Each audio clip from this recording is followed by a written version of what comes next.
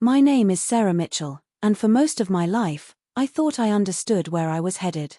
I had built a career that gave me stability, married a man I believed I could trust, and surrounded myself with people I respected. But life has a strange way of throwing unexpected truths at us when we least expect them. What began as just another ordinary day at the office turned into a chapter of my life I will never forget. It all started on a Monday morning in early spring. The air outside still carried a chill, but the sunlight breaking through the clouds hinted at warmer days to come. I walked into the office as I always did, with my coffee in hand and a list of tasks in my head. My boss, Mr. Anderson, owned a successful marketing firm in Chicago where I had worked for nearly 7 years. I had grown from being a simple assistant to managing entire client accounts.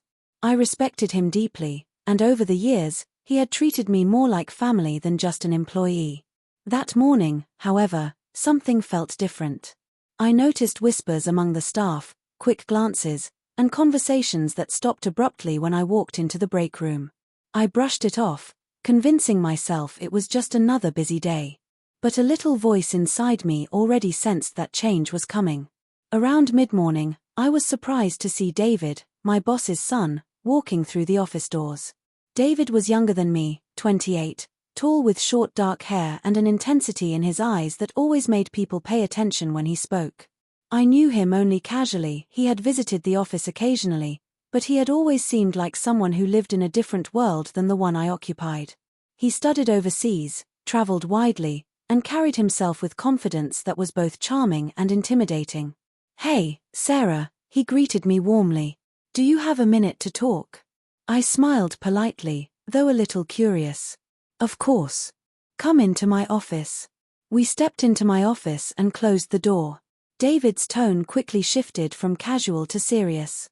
His eyes held a weight I wasn't prepared for. "Sarah," he began slowly, "I need to tell you something. And I know it might hurt, but I think you deserve to know." My heart instantly tightened. My mind raced through 100 possibilities. Was something wrong with his father? Was the company in trouble? Was I about to lose everything I had built here? But the truth he spoke was something entirely different. He told me he had seen my husband with someone else. Not once, not by accident, but several times. He explained that he hadn't wanted to get involved, but after watching me devote myself to both my marriage and my work, he couldn't stay silent any longer. For a moment, my world stood still.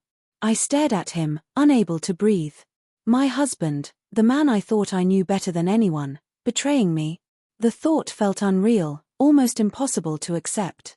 But David's sincerity, the pain in his eyes as he spoke, made it hard to doubt his words. "Why are you telling me this?" I asked, my voice trembling. "Because I respect you," he said softly. "And because you deserve to know the truth." I excused myself after the conversation, walking down the corridor in a daze. My co-workers must have seen the storm in my face, but no one dared to ask questions. I left early that day, unable to concentrate, driving home with my thoughts colliding like waves in a storm. At home, I sat in my living room, staring at my phone. Should I confront my husband immediately? Should I wait? Should I pretend I didn't know until I had proof? Memories of our life together flooded me, our wedding day, late-night talks, vacations filled with laughter. Could all of that have been a lie? The following days were some of the hardest of my life. I watched my husband closely, noticing every late text, every unexplained meeting, every shift in his tone. Slowly, painfully, I realized David had been right. My husband was hiding something, and though he hadn't confessed, the signs were undeniable. When I finally confronted him, his silence said everything. He didn't deny it. He didn't even try to cover it up. He simply looked away, ashamed. In that moment, I knew my marriage was broken in a way that couldn't be repaired. The weeks that followed were filled with tears, anger, and long conversations with friends and family. But through it all, I found myself thinking about David not because of who he was, but because of the courage it had taken to tell me the truth. In a world where silence often feels easier, he had chosen honesty, even knowing it might hurt me. Months later, I met him again. We talked not about betrayal or heartbreak, but about life, choices, and the importance of being true to oneself. He reminded me that sometimes the most painful truths set us free, and while I didn't know what the future would hold, I felt stronger for having faced it. Standing by the window one evening, watching the city lights shimmer, I realized that my story wasn't just about betrayal. It was about resilience, about learning to walk away from what breaks you, and about finding hope in places you least expect. That day at the office, when David told me the truth, my life changed forever.